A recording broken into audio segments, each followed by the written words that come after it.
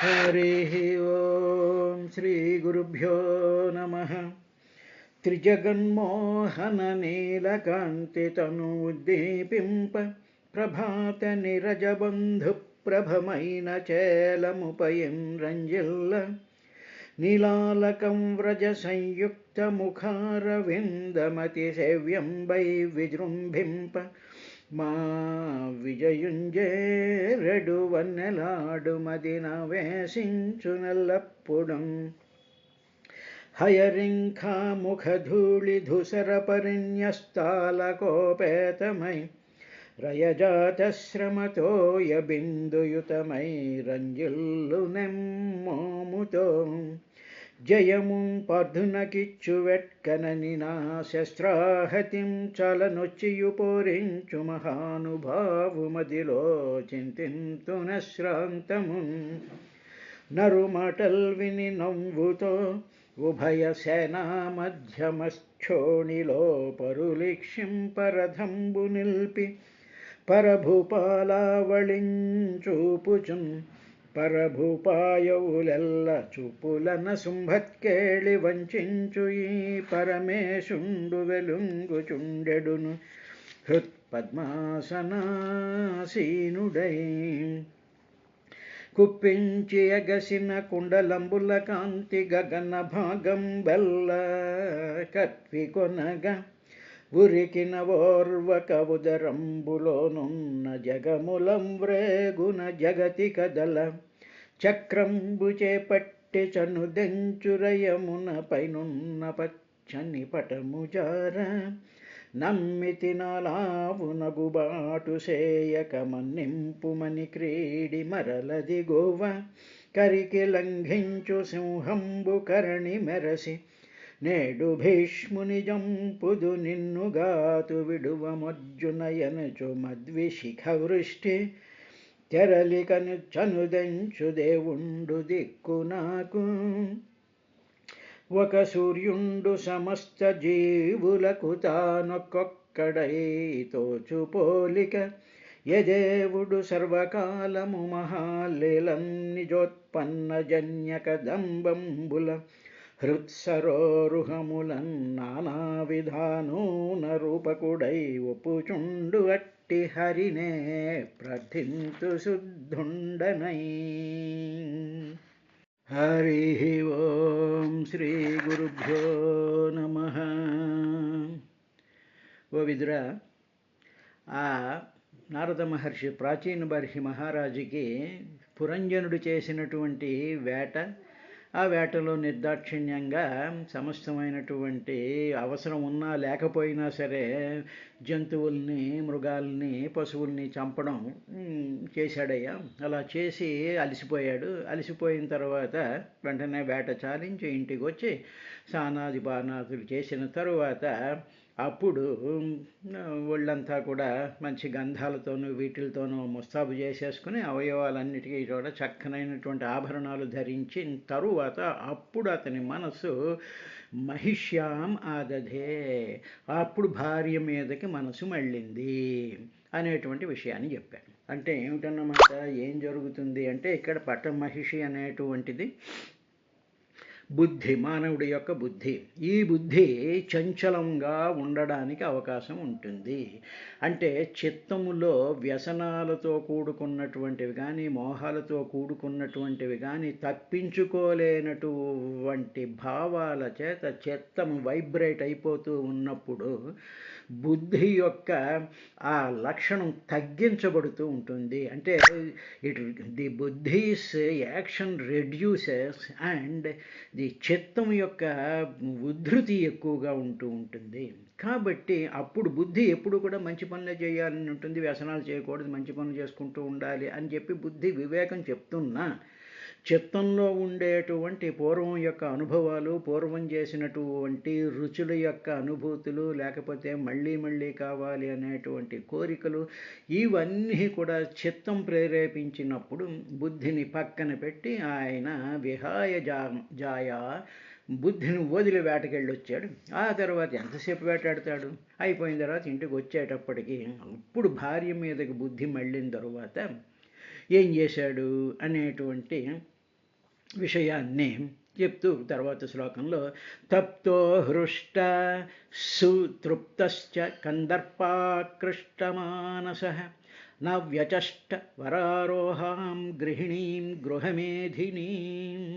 అప్పుడు ఆకలి తీరింది కదా, మంచి గర్వం మీదేమో వేటకెళ్ళాడు, బ్రహ్మాండంగా వేట చేసేసాను, బ్రహ్మాండంగా అన్నిటినీ జయించేశాను, ఇక నాకు ఎవరు ఎదురులేరు అనేటువంటి ఒకనొక అహంకార భావం అహంస్వరూపాన్ని కప్పివేసినప్పుడు, అప్పుడు తిరిగి వెనక్కి వచ్చిన తర్వాత ఆకలి తీరింది, దాహం తీరింది, ఒళ్ళంతా కూడా అలసట తీరింది, మంచి ఆభరణాలు ధరించుకున్నాడు. ధరించిన తర్వాత అప్పుడు మంచి హర్షాన్ని ఆయన పొందాడు. తృప్త హృష్ట.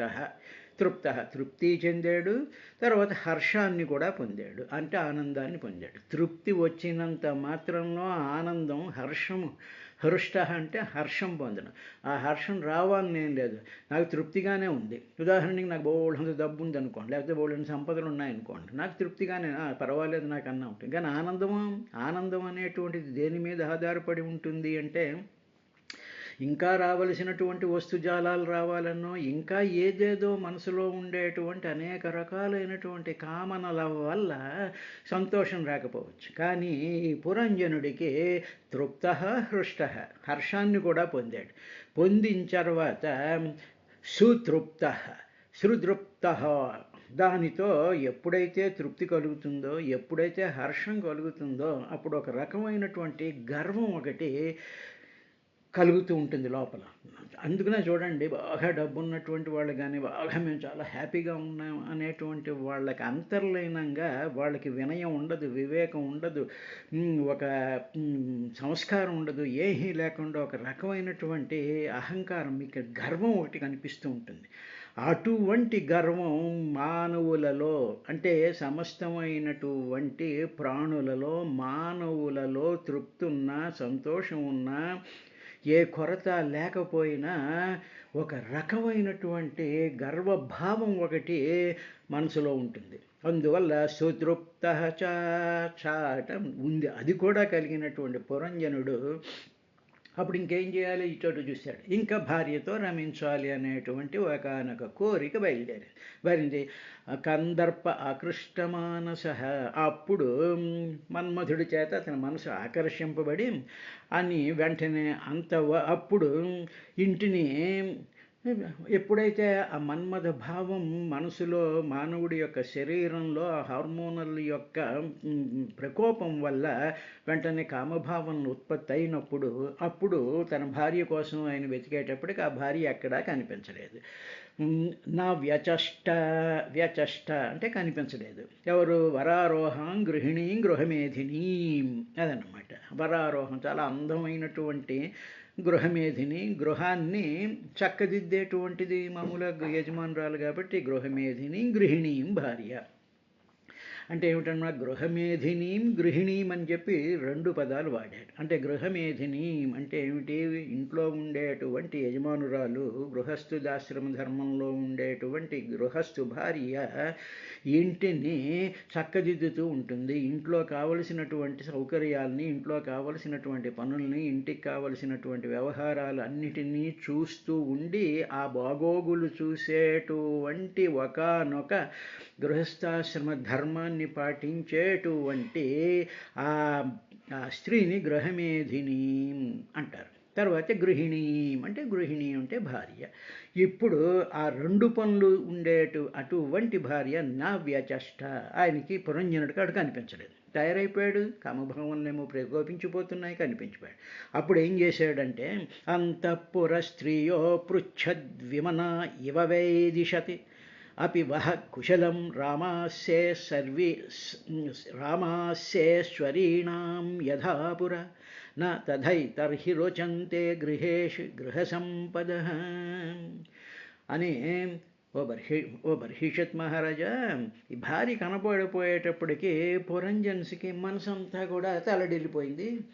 ఏమిటి, నేను ఇంత తయారైపోయి వచ్చాను, నేనేమో ఇంత బ్రహ్మాండమైన వేట చేసి వచ్చాను, నేను ఈ గొప్పతనం నీకు చెప్పేయాలనుకున్నాను, తర్వాత మన ఇద్దరం ఏదో సుఖాలు అనుభవిద్దాం అనుకున్నాను అనుకునేటప్పటికి ఇటు వెతికేటప్పటికి అక్కడ కనిపించకపోయేటప్పటికీ మనసు అంతా కొంచెం చల్లా చెదరైపోయింది, ఏమైపోయింది అనేటువంటి ఒక ఆతృత తయారైంది. అదేవిధంగా మానవుల యొక్క జీవితాల్లో కూడా ఇదే ఉంటుంది కదండి. ఎవడో వీడు ఆఫీస్ నుంచి వస్తాడు, ఇంటి బెళ్ళం ఏదో ఊరి మీద పడిపోయింది అనుకోండి, పోయేటప్పటికి అప్పుడు ఏమైంది అని చెప్పి వీడికి చిరాగ్గా ఉంటుంది. అదేవిధంగా పిల్లలు కూడా తల్లి కనిపించకపోయేటట్టు తల్లి ఎక్కడికి పోయింది అని చెప్పి వాళ్ళు ఏడుస్తూ ఉంటారు.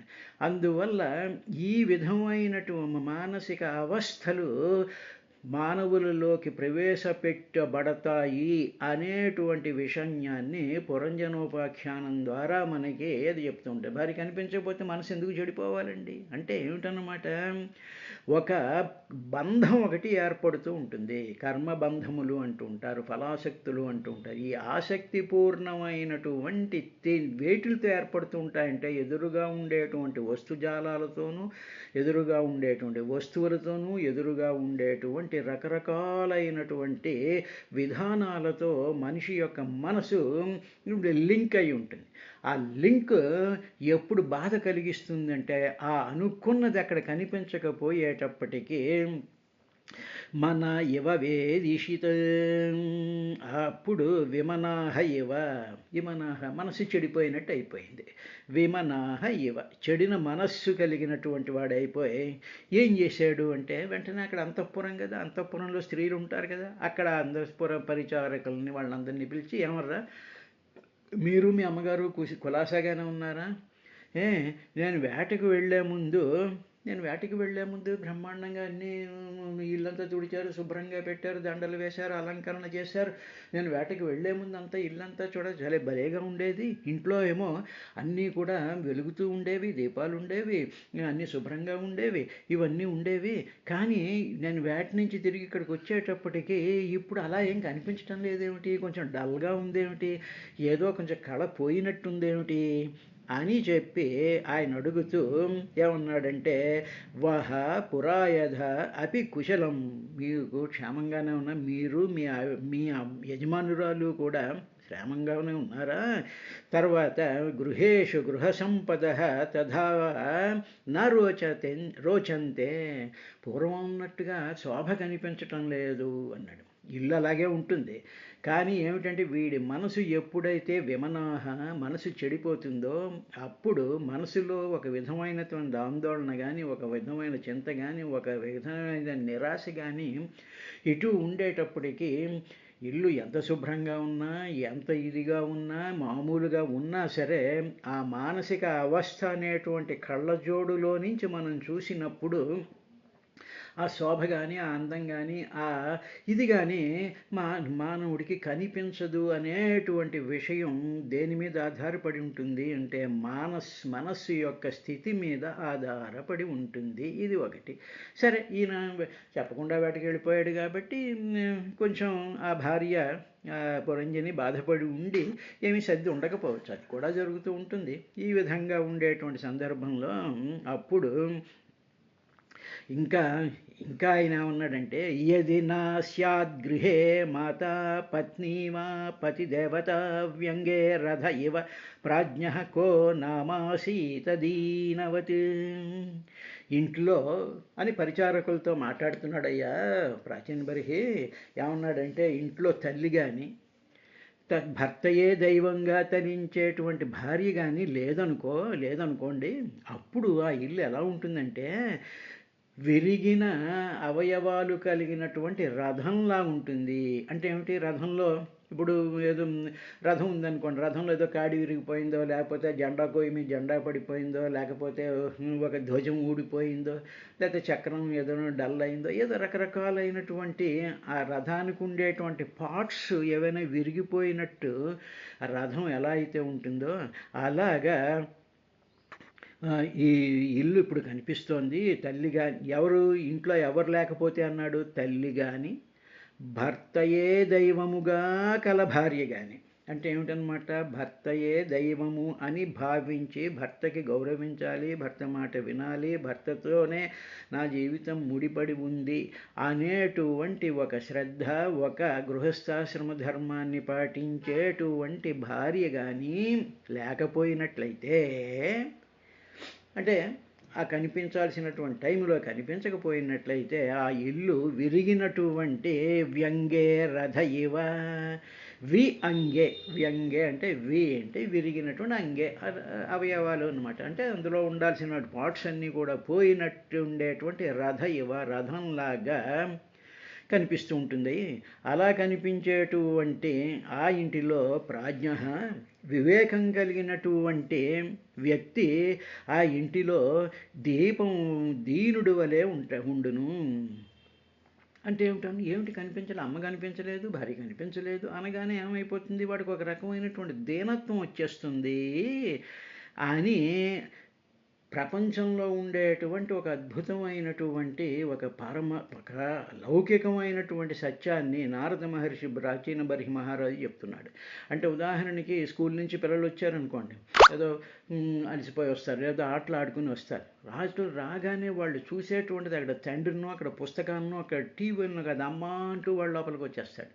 వచ్చేసేస్తే అప్పుడు అమ్మ ఏం చేస్తుంది, వాడికి గబగబ ఏదో స్నానం చేయించి వాడికి టిఫిన్ పెట్టి, లేకపోతే అన్నం పెట్టి బాగా ఆడుకున్నావురా అని చెప్పి, లేకపోతే ఆ పుస్తకాల సంచి ఏదో పట్టుకొస్తే పాపం బరువు అని చెప్పి మోసుకుని ఆ తల్లి వాడి మీద చూపించేటువంటి కన్సర్న్ ఉంటుంది. తర్వాత వాడి దగ్గరగా తీసుకుంటుంది, వాడు ఏవో కబుర్లు చెప్తుంటాడు, ఆ కబుర్లన్నీ కూడా వింటూ ఉంటుంది.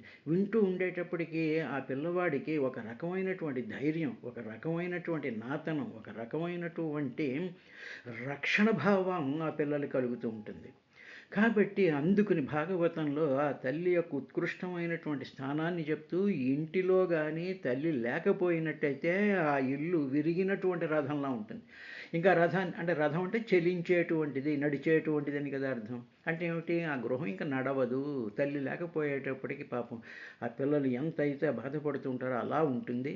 అదేవిధంగా భర్త వచ్చేటప్పటికి ఈవిడ ఏదో షికార్కనో, సినిమాకనో, ఏదో కిట్టి పార్టీకనో, ఇంకొక దానికనో కొంప వదిలేసి వెళ్ళిపోయేటప్పటికీ ఇంటికి వచ్చేటువంటి భర్తకి కనిపించకపోయేటప్పటికీ ఒక రకమైనటువంటి నిరాశ, నిస్పృహ ఇది కలుగుతుంది. ఇది మానవ సహజమైనటువంటి ఒక అవస్థ. ఈ అవస్థ దేనితో లింక్ అయి ఉంది అంటే అక్కడ ధర్మానికి విరుద్ధంగా జరగడం అనేటువంటి దానివల్ల అది జరుగుతూ ఉంటుంది.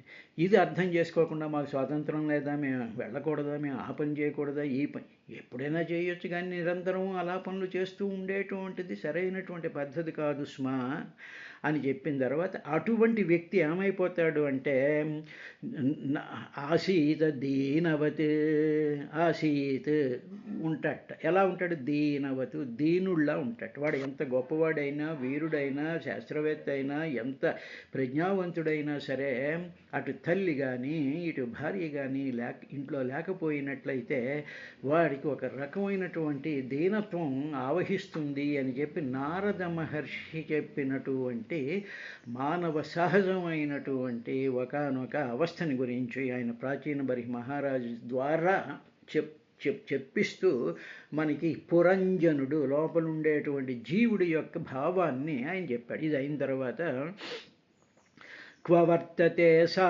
లలనా మజ్జంతం వ్యసనార్ణవే యా మాముద్ధరతే ప్రజ్ఞాం దీపయంతి పదే పదే అని చెప్పి అటువంటి భార్య ఎంత గొప్పదో, ఎంత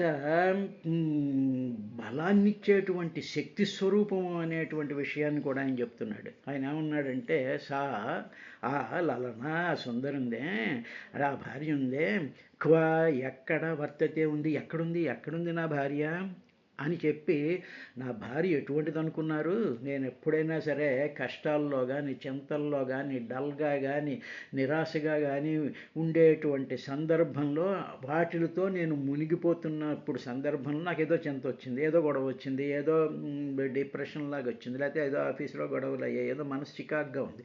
ఇటువంటి అవస్థలో నేను మునిగిపోయినప్పుడు అప్పుడు నా భార్య నా దగ్గరికి వచ్చి నాలో వివేక శక్తిని పెంచేది, ఏమండి ఎందుకు అలా ఉన్నారు, ఏమిటి, వాట్ హ్యాపెండ్, ఆఫీసులో బాగానే ఉందా, ఏదైనా ఒంట్లో బాగోలేదా, అదా ఇదా అని అడిగి అనేటప్పటికీ అప్పుడు ఈ మనిషికి, ఈ పురుషుడికి ఒక వివేక శక్తి వస్తుంది.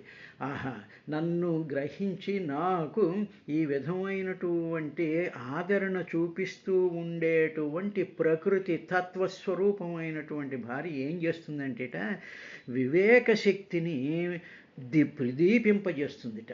అంటే అప్పుడు వీడు ఆలోచన, ఓహో ఇదన్నమాట, దీనివల్ల నేను దుఃఖపడుతున్నానన్న దుఃఖంలో మునిగిపోవడం వేరు, దుఃఖాన్ని దుఃఖం కింద చూడడం అనేటువంటి స్థితిని వివేకము అంటారు. దుఃఖంలో మునిగిపోవడం వేరు, దుఃఖంలో నేను మునిగిపోయాను అని చెప్పి ఆ దుఃఖం ఏమిటి అని చెప్పి తన కళ్ళ ముందు ఆ దుఃఖాన్ని తీసుకొచ్చి దానిని వెలిగించేటువంటి, ఓహో దుఃఖం ఇదన్నమాట, నేను దానికి లొంగిపోయానన్నమాట అనేటువంటి వివేకాన్ని ఉద్బుద్ధం చేసేటువంటిది, అంటే దాన్ని ప్రకాశింపజేసేటువంటిది. తరువాత అలాగ నాకు ప్రకాశింపజేస్తూ నన్ను ఉద్ధరించేటువంటి నా భార్య ఇప్పుడు ఎక్కడుందర్రా అని చెప్పి పురంజనుడు అక్కడ ఉండేటువంటి అంతఃపుర స్త్రీలని అడిగాడు.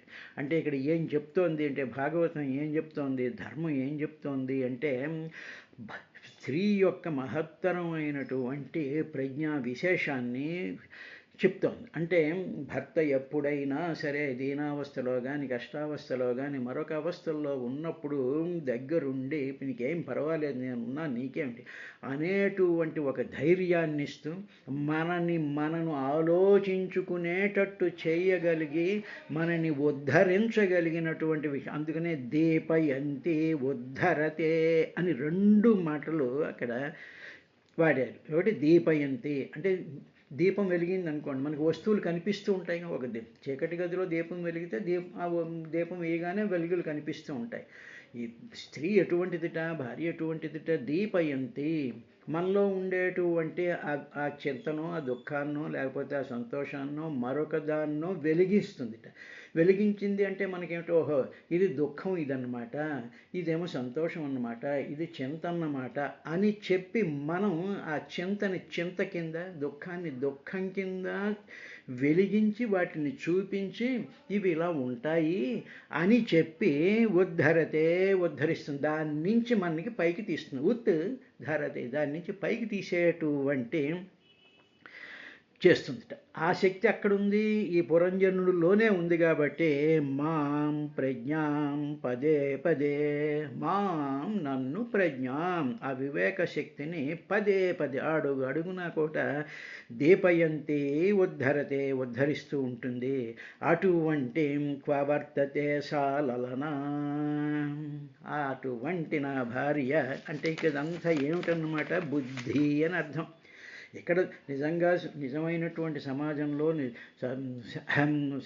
గృహస్థాశ్రమ దానాన్ని పాటించేటువంటి స్త్రీ పురుషుల యొక్క సంసారంలో భార్య యొక్క రోలు అంత గొప్పది, ఉద్ధరిస్తుంది, విజ్ఞానాన్ని వెలిగించగలిగేటువంటిది. ఇది నువ్వు తప్పు చేస్తున్నావు, ఇది చేయకూడదు, ఈ విధంగా ఉండాలి అని చెప్పేటువంటి ఆ లక్షణం ఆ స్త్రీకి ఉంది. ఎవరింతకీ స్త్రీ ఎవరు అంటే ప్రకృతి అని అర్థం. కాబట్టి ప్రకృతి ఏం చేస్తుంది, మనం బాగా నీరసంగా ఉన్నాం అనుకోండి, ఏదో దుఃఖంగా ఉన్నాం అనుకోండి, ఏదో చింతలో ఉన్నాం అనుకోండి, ఏదో ప్రాబ్లంలో ఉన్నాం అనుకోండి, అప్పుడు ఏమంటారు, చాలా రండి అలా చల్లగా హాయిగా గాలిలో అలా వెళ్దాం, చల్లటి గాలి వేస్తుంది, అక్కడ గార్డెన్లో కూర్చుంటే పువ్వులు అవి ఉంటాయి, వాటిని చూస్తూ ఉంటే బాగుంటుంది, పైన ఏదో పిట్టలు ఎగురుతూ ఉంటాయి, ఎవరో మనుషులు పిల్లలు అక్కడ ఆడుతూ ఉంటారు, ఇవన్నీ ప్రకృతిలో ఉండేటువంటివిగా. అప్పుడు అలాగ మన మనసు అటువైపు వెళ్ళేటప్పటికి ఏమవుతుంది, మనలో ఉండేటువంటి అలసట కానీ, చింత కానీ, దుఃఖం కానీ ఇవన్నీ కూడా మారుతుంది. అందుకనే స్థల మార్పిడి అంటారు. ఈ స్థలం అంటే ఏమిటి, ప్రకృతి అన్నమాట. ప్రకృతి స్వరూపమైనటువంటి భావమే స్త్రీ రూపంలో భార్య రూపంలోకి విడదీసి వాళ్ళిద్దరినీ కలిపేటువంటి మహాద్భుతమైనటువంటి ఆ విశేషమే మనకి నారద మహర్షి చాల్చేని బర్హి మహారాజుకు చెప్పాడయ్యా. అని చెప్పిన తరువాత అప్పుడు రామ ఊచుహు. రామ అంటే అంతఃపురంలో, రామ అంటే స్త్రీలు అన్నమాట. వాళ్ళు ఏమన్నారంటే, నరనాథ నజానీమస్త్విత్ప్రియా యద్వ్యవస్యతి భూతలే నిరవస్తారే శయానాం పశ్య శత్రుహన్నే. అప్పుడు వాళ్ళు ఈ విధంగా, మహారాజా, నువ్వు శత్రువుని సంహరించినట్టు నువ్వు గొప్ప వీరుడివయ్యా, నువ్వు బ్రహ్మాండంగా అందరినీ కూడా సంహరించగలిగిన కెపాసిటీ నీకున్నటువంటి వాడివి. నీ ప్రియురాలి నిశ్చయమేమో మాకు తెలియదు, ఏమో మాకేం తెలియటం లేదు. ఆమె చాపలే అని చాపాది కింద దుప్పటి తరగడ ఏది వేసుకోకుండా కాటికి నేల మీద ఆ గదిలో పడుకుంది, వెళ్ళి చూడు నువ్వు. కారణం మాత్రం మాకు ఎందుకు ఆవిడ ఎలా ఉందో మాకు తెలియదు అని వాళ్ళు చెప్పారు. నరనాథ మహారాజా, త్వత్ప్రియ నీ ప్రియురాలు వ్యవ్యసతి ఏ నిశ్చయించుకుందో నజానీమహ మాకు తెలియటం లేదు, తెలియకున్నాం, మాకు తెలియదు. కాబట్టి నువ్వే పశ్చ వెళ్ళి చూడు, ఏమిటో కారణం ఏమిటో నువ్వు చూడు అని చెప్పి వాళ్ళు అన్నారయ్యా అన్నాడు. ఇంకా ఏమన్నారు, ఏమైంది అనేటువంటి విషయాన్ని రేపటి కార్యక్రమంలో చూద్దాం.